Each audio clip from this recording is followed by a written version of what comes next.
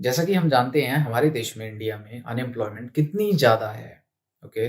और आपने अक्सर सुना होगा कि पीएचडी होल्डर्स चपरासी की जॉब के लिए अप्लाई करते हैं, गार्ड की जॉब के लिए अप्लाई कर देते हैं, ये हाल चल रहे हैं।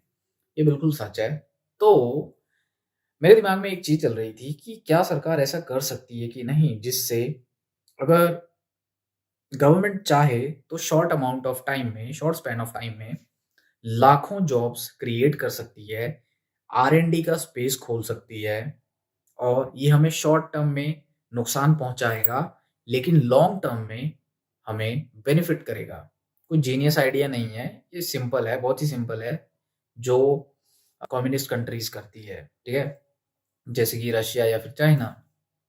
चाइना ने क्या करा हुआ है कि अ, जो टेक आ रहा है अमेरिकन टेक, उसको बैन कर रखा है, उसपे पाबंदी लगा रखी है और एक स्पेस क्रिएट किया है कि हमारे खुद के प्लेटफ़ॉर्म्स टेक उसको बढ़ावा दिया जाएगा, उसपे रिसर्च होगी, उसपे इनोवेशन होगा और वही निकलेंगे। सोच के देखो हमारी खुद की कंट्री में अगर हमारे पास गूगल, माइक्रोसॉफ्ट, ठीक है, फेसबुक जैसी बड़ी कंपनीज़ हों, ठीक है ना?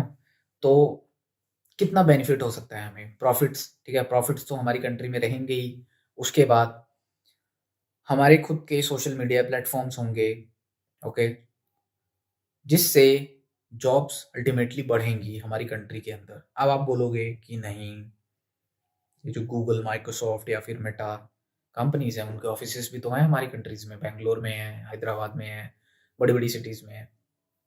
तो आपको एक चीज समझनी पड़ेगी कि India is a state, not state, yeah, India is a country of cheap labor, ठीक है?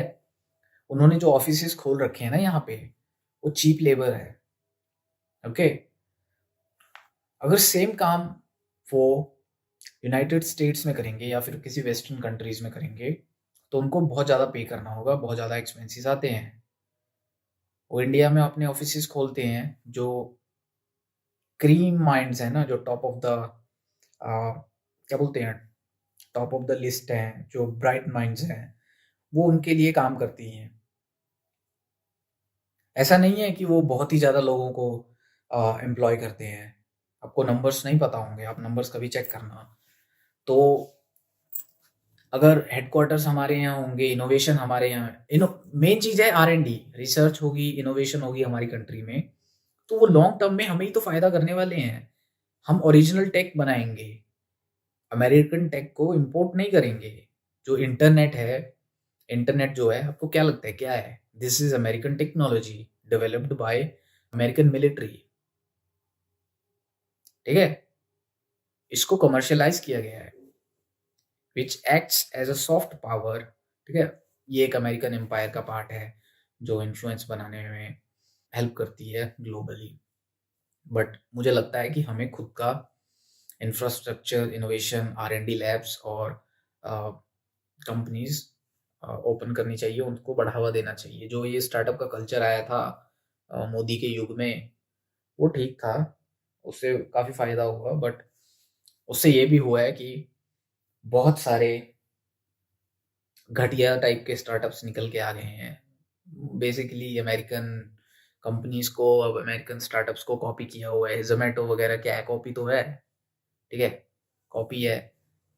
ज़ोमैटो तो एक नाम ले लिया, बहुत सारी कंपनीज़ कॉपी तो हैं। मैंने जहाँ पे अपनी इंटर्नशिप करी थी सबसे पहले, बेंगलुरु बेस्ड स्टार्टअप, वो लोग क्या कर रहे थे, इनोवेशन, घंटा इनोवेशन, ठीक है? एक कोई यूएस की कंपनी थी, कोई स्टार्टअप थी, 2-4 कंपनीज़ को उन्होंने देखा, उसमें से 2 चीज़ें यहाँ से उठा ली, 2 चीज़ें यहाँ से उठा ली, 2 फीचर्स यहाँ से उठा लिए, उन सबको जोड़ के बना दिया। अब बोल रहे हैं ये है इनोवेशन हमारी। I am building the platform for this and not what not. ये है इनोवेशन। तो ये कह रहा हूँ मैं कि अगर हम खुद के सोशल मीडिया प्लेटफॉर्म्स बना लें, खुद के सॉफ्टवेयर्स प्रोड्यूस करने लग जाएं, तो हमारे कंट्री में जॉब्स आएंगी। What do you think?